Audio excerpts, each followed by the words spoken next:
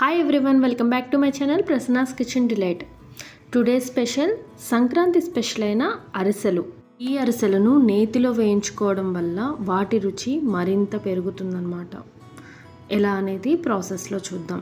అరిసెలకు ration బియ్యం చాలా బాగుంటాయి కాబట్టి ఈ రేషన్ బియ్యాన్ని నేను 1 kg అయితే తీసుకొని 2 nights అయితే ఇలా నానబెట్టి వడపోసుకోవాలి.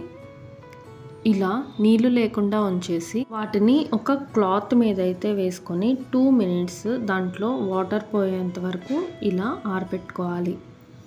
ఇక్కడ నాకు 2 minutes తర్వాత చూసారా నా చేతికి ఇంకా తడిగా ఉంది, అంటే బియ్యం తడిగానే ఉన్నాయి. ఆ బియ్యాన్ని పిండి మర పెట్టించుకోవాలి. అలా అవైలబిలిటీ లేకపోతే ఇంట్లోనే మిక్సీలో కూడా ఇలా వేసుకోవచ్చు. ఇక్కడ నేనైతే పిండి మర పట్టించుకొచ్చాను కాబట్టి ఒకసారి అయితే జల్లించుకుంటున్నాను. ఇలా పిండి ఆరిపోకుండా జల్లించుకుంటా ఇలా పిండిని అయితే అదుముకోవాలి. అప్పుడు పిండి అనేది త్వరగా డ్రై అవ్వదన్నమాట.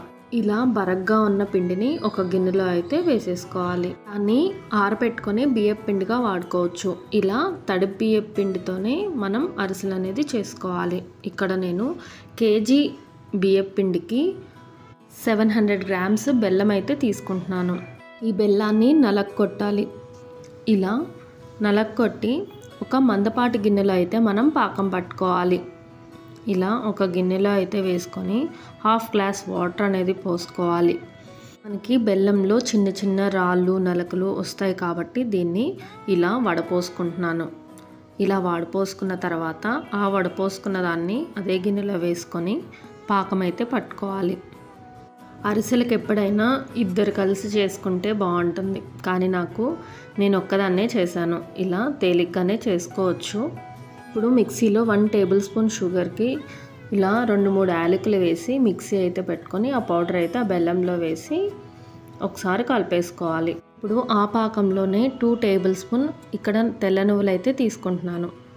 ఒక బౌల్లో వాటర్ తీసుకొని ఇలా మధ్య మధ్యలో పాకం అనేది చూసుకోవాలి, ఎందుకంటే పాకం అనేది త్వరగా రెడీ అవుతుంది. ఇక్కడ చూసారా నాకు కొంచెం మెత్తగా ఉంది. మళ్ళీ టెస్ట్ చేస్తున్నాను. ఇక్కడ చూసారా నాకు రెడీ అయిపోయింది పాకం. ఇలా కొడితే టంగమని సౌండ్ వస్తుంది అనమాట. ఇలా ముదురు పాకం రాగానే మనం స్టవ్ అనేది ఆపేసుకొని ఇలా కొంచెం కొంచెం పిండి వేసుకుంటా మనమైతే కలుపుకోవాలి. ఇప్పుడే ఇంకొకరి సాయం అనేది మనకి అవసరం అవుతుంది, కానీ నేను ఇక్కడ ఒక్కదాన్నే ఇలా ఈ విధంగా అయితే చేసుకున్నాను.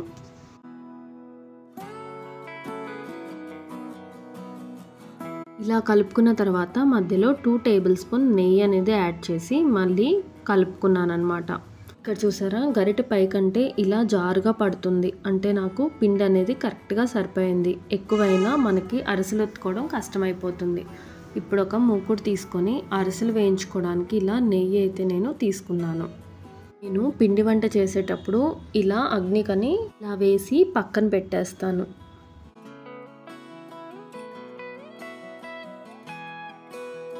ఇప్పుడు అరిసెల పిండిని చిన్న ఉండలుగా అయితే తీసుకొని ఇలా కవర్ పైన కానీ అరిటాకుల పైన కానీ నేనైతే తమలపాకు మీద అయితే ప్రెస్ చేసుకున్నాను. మీకు ఏది అవైలబుల్ ఉంటే దాని మీద అయితే ప్రెస్ చేసుకోవచ్చు. ఇలా నెయ్యి అయితే రాసుకొని పల్చగా అయితే ఒత్తేసుకుంటున్నాను. ఈ పిండి ఆరిపోయిందంటే మనకి ఒత్తడం అనేది కూడా కష్టమైపోతుంది.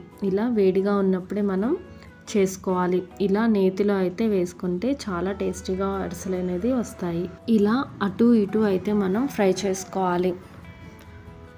ఇక్కడ చూసారా రెండో వైపు కూడా ఇలా ఫ్రై చేసుకొని దాన్ని అరిసెలు ఒత్తే దాని మీద ఇలా ప్రెస్ చేసుకోవాలి.